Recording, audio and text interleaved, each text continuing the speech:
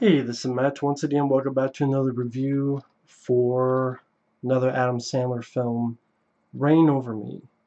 Adam Sandler, Don Cheadle star in the flick. You also have Liv Tyler, Jada Pinkett Smith, Saffron Burrows from Deep Blue Sea. Donald Sutherland makes a small appearance in it. Written and directed by Mike Binder, and he has a small part in the film as well. Good flick. This is definitely a film to showcase that Adam Sandler can do dramatic work, and Don Cheadle does a wonderful job. I'm a fan of Don Cheadle. And the story of the film, simple but effective story. Don Cheadle is a dentist. He's married to Jada Pinkett Smith. They have kids. Everything seems all right, but you see, something undercurrent, sort of the thing where seems like Don Cheadle isn't comfortable with talking with his wife, doesn't let his wife in, so to speak, if he has problems or if he disagrees or so forth. But he's going on his duties and going along his day, and he sees Adam Sandler. And one thing leads to another, he catches up with them, and they used to be college roommates. But Adam Sandler doesn't remember him, and he's very spaced out. He rides on the scooter here. He is a drummer. He likes to listen to his headphones a lot. And they form this pretty sweet, renewed friendship. And Adam Sandler he sort of shows Don Cheadle how to have a good time, invites him to a Mel Brooks marathon where they watch Blazing Saddles, they watch Young Frankenstein. I think the other movie was Silent Movie, I believe. And they're laughing in the theater, showing Don Cheadle a good time while Adam Sandler's on the drums. One thing I really do like is that they showcase the video game Shadow of the Colossus, which I have on PS2. Great game, beautiful game. Love Shadow of the Colossus. Easily one of my favorite PS2 games. And that's sort of the cool thing when I first heard about this was because, oh, they showcases the video game Shadow of the Colossus. I'm like, really? That's really cool. And they show them playing it. And the thing is, when you play Shadow of the Colossus, it's a fun game, but they don't really get to this in the movie. But I've beaten Shadow of the Colossus, and it's kind of a really sad game because you're beating these big giant things, and each time you beat them, they have sort of this death. You've killed a Colossus, and you're doing this to say resurrect your loved one. I believe it's been a while since I played it, but in a way, it's like the death of these big things is not triumphant, but seems almost sad, like a sense of loss. Just like the sense of loss Adam Sandler's character feels. Again, they don't go that deep into the movie with the game part of it. Although I think they could have, that would have been interesting. It just seems like an interesting game that they chose. But I don't know, maybe they chose it because, hey, it looks pretty. Which it did. For PS2, it was a pretty damn gorgeous looking game. But meanwhile, Don Cheadle's having troubles. This woman, Saffron Burrows, wants to go down on him, and he's not comfortable with that. Then she puts in oh, he sexually did stuff to me, which isn't true, because Saffron Burrows is a bit crazy, and I really did not like Saffron Burrows' character. I don't know if the movie is trying to make us hate the character. If not, they did a piss poor job of it, because I just ended up hating the character and not liking her at all. So by the end, when she's supposed to, like, maybe Don Cheadle sign her up with Adam Sandler, I'm like, don't do it, she's a bitch. But that's my opinion on it. So that's one of my nitpicks with the film. Didn't care for Saffron Burrows' character. Also, the running time, I don't think it needed to be over 2 hours long. So I do think there's a couple pacing problems with it. With that said, though, really good acting, interesting story. The thing with Adam Sandler's character, he's messed up, and the reason he's messed up is that it deals with 9/11. And Adam Sandler had a wife and some daughters and their dog, and the family and the dog, they went to see relatives, and they're coming back on one of the planes. And Adam Sandler found out. Now, the 9/11 stuff, they deal with it, in my opinion, not just sincerely, but what's the word I'm looking for? God, there's a certain term I'm looking for. They deal with it in the right way. You don't see the building. There's no flashback to the buildings burning down, and there's none of that stuff. It's just referenced in dialogue a couple times. Maybe count on one hand how many times they reference it.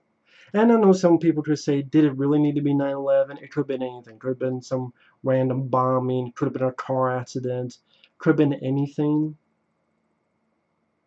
Why did it have to be 9/11? But at the same time, it's one of those things that the more you bring it up, the more you can look at it face front and not and deal with it happened. And you can't disguise it. You can't throw it into a shelf or into a drawer. It did happen. And the more you confront something, the more you can get stronger in dealing with it.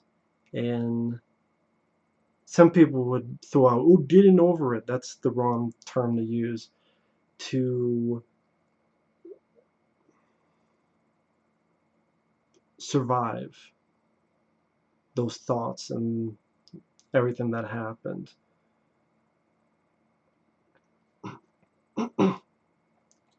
And I thought Adam Sandler did a really good job with the emotional bits. I'd probably say of the dramatic word, I'd probably put Punch Drunk Love above this.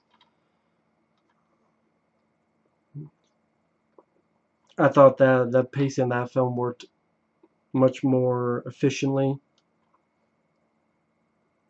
But here, the story between these two, it's pretty sweet, it's pretty nice. These guys bonding with each other again. Adam Sandler's love for vinyl records, again, them playing the Shadow Colossus.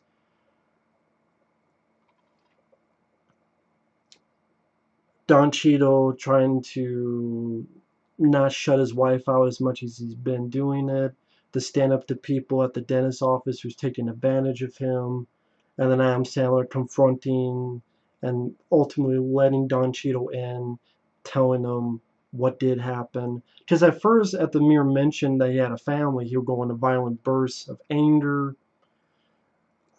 But throughout the film, these two guys really did need each other and help each other out. I didn't even notice the tagline here. Live every day like it's the best day of your life.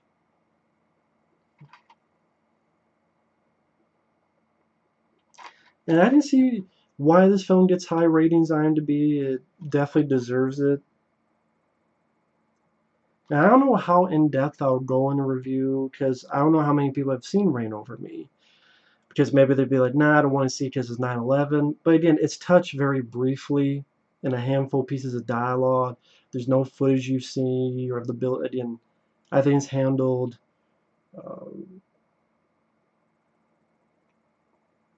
it's on the tip of my tongue, responsibly. That's the word I'm looking for. It's handled in a responsible manner. The music is pretty good. You have a little bit of Bruce Springsteen from the River, that album. I also like the song, which is the title, Rain on Me, Rain Over Me. which you hear, I think, in some of the trailers. That does play a couple times in the movie. Thought that was a good song choice that they made. And it ends on a good note. Doesn't end on a downbeat note. It's not a sad note. You know, it's one guy sort of dealing with loss, and the other guy learning from this guy that, hey, things could be a lot worse. Things could be a lot horrible than it is. It's okay, to talk it out with your wife and not hold everything in.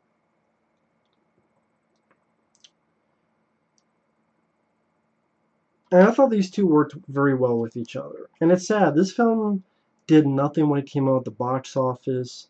It was a big flop. It got pretty much zero awards recognition.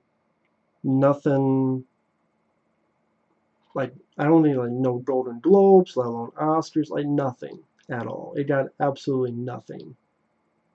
In fact, I want to look it up. Sorry, I should have looked this up before. And I'm sorry this isn't the most energetic review, but it's a somber is the wrong word, but it's, you're dealing with serious themes here. I like this description of buddy drama, so I like that.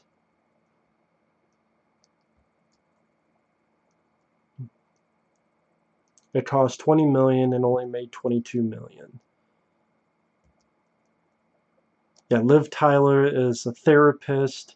Sutherland has a small role as a judge. Oh yeah, Melinda Dillon, who plays Adam Sandler's mother-in-law. Melinda Dillon was in Close Encounters of the Third Kind, and she was the mom in Harry and the Hendersons. Ted Raimi makes a small role as a lawyer. Jonathan Banks, who was in 48 Hours and Beverly Hills Cop, he's in there as one of the dentists who fucks with Don Cheadle's character. So John Delancey, who was Q on Star Trek Next Generation, he's here as a guy that Don Cheadle gets to try to give some therapy to Adam Sandler, but that doesn't work out.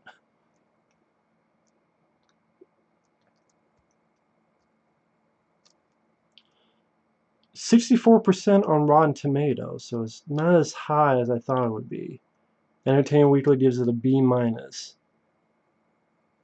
A strange black and blue therapeutic drama equally modeled with likable good intentions and agitating clumsiness. Reviewer Lisa Schwarzbaum shares her own discomfort with seeing the September 11th attacks casually included as a plot device in a fictional dramedy while praising the film's performance and story.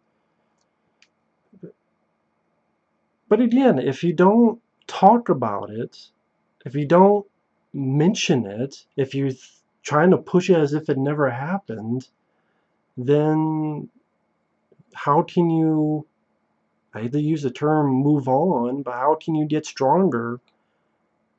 It's like you have to admit that it did happen, and you have, the more that you deal with it, or the more that you allow to express that it existed and it happened, the stronger you get.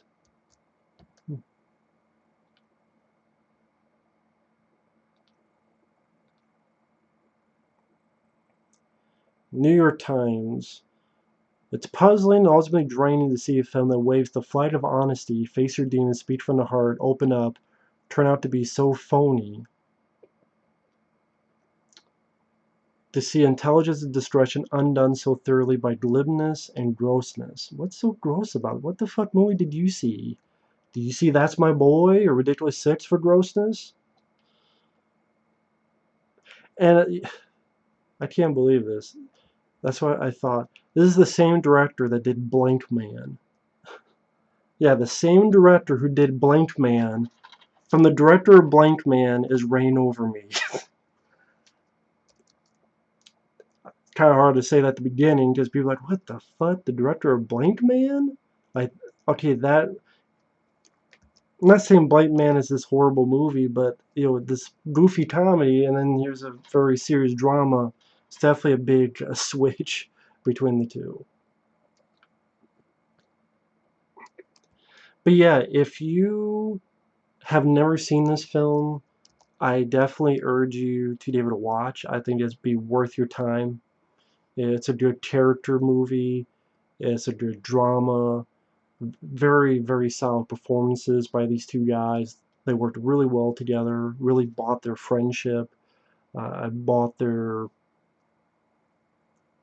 friendship that developed throughout the renewed friendship that developed throughout the story. I like the bits using the Mel Brooks movies and the Shadow of the Colossus video game. Really enjoyed that. The music is pretty well done. I like the usage of the songs that they had, and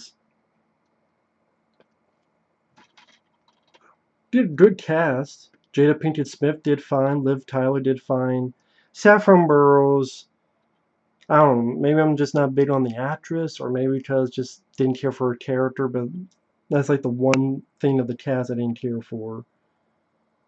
Overall, uh, pretty good movie. Even if you're not a fan of Adam Sandler, I would still say give it a watch, give it a chance. If you don't like it, to each their own. Still a pretty damn. It's a good.